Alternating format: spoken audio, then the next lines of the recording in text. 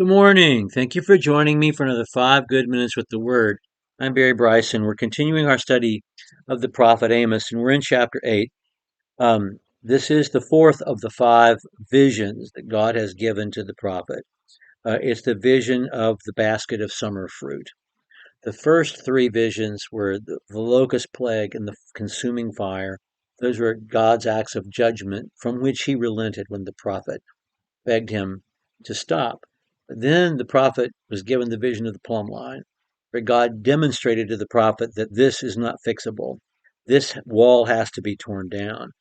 And there's a clear communication by Amos, who's prophesying in the midst of the people. He's evidently in Bethel itself, the city of Bethel, center of the bull cult, royal residence there, when he's making this prophecy.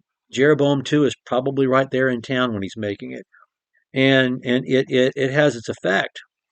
And last time we were together, and I took nearly 10 minutes of your time, Amaziah, the priest of the bull cult at Bethel, confronts him. The first thing he does is send a note to Jeroboam too, telling him what's going on, and then he tells him, "Go home, go back to Judah." And Amos, quite humbly, admits that he isn't a prophet or a prophet in training, one of the sons of the prophets.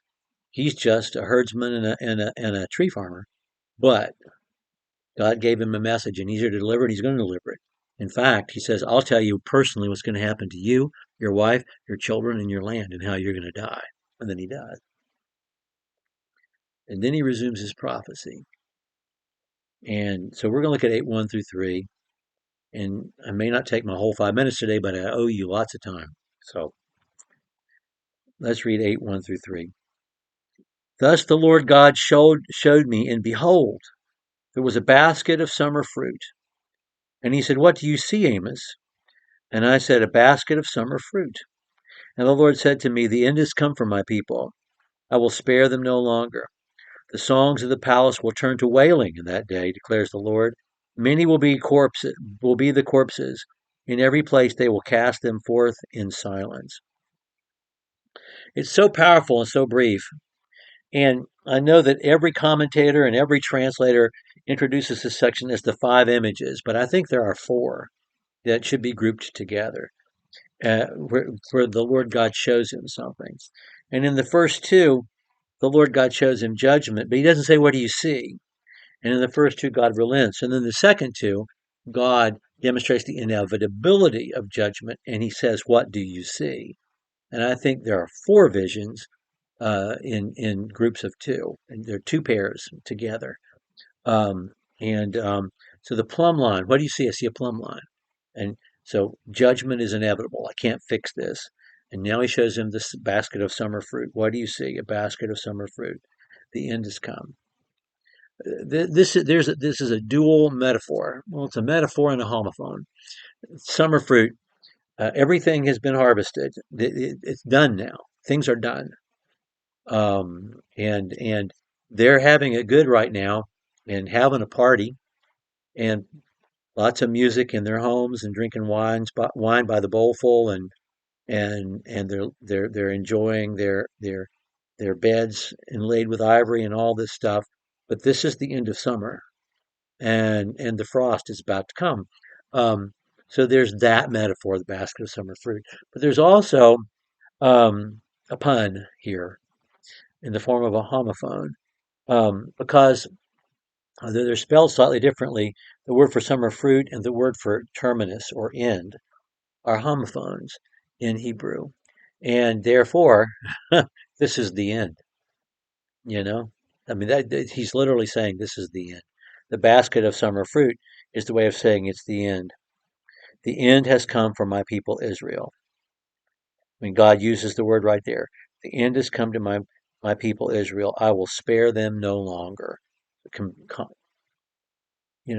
completes the circle. These 4 visions form a circle where he goes back to, "I spare them, but I'm not sparing them anymore because you can't fix this, and the end has come. I will not spare them anymore." And then he goes back to the songs, the music. We talked earlier about how important and how world renowned the music of the Israelites were. I mean, Israelites, northern and southern kingdom, all Jews. all the way back to David. Um, and and we're kind of reminds me of Rachel Carson's Silent Spring. You know, we are given, or the end of the movie The Pawnbroker, where Rod Steiger is crying out in pain, but Elia Kazan, who directed the movie, shuts off the sound, and it makes it that more powerful because you see him screaming out, in anger and pain, but you can't hear it. And we have something similar, a similar effect accomplished in this verse 3. Y- You have people going through the town throwing out the corpses into piles, but everything is silent. You don't hear anything. Mardi Gras is done. No noise, no alcohol, no riches, no partying, nothing. It's gone. It's just people piling up corpses in absolute silence. So powerful, that those three verses. Okay, next time, verse 4, we're going to pick up with his condemnation of their social injustice. We'll take a couple of times to do that, sessions to do that, and then we'll look at the fifth, which to me is kind of a standalone image, the image of God standing beside the altar, which we have in chapter 9. Pick up with chapter 8 next time. Thank you for joining me for another 5 good minutes with the Word.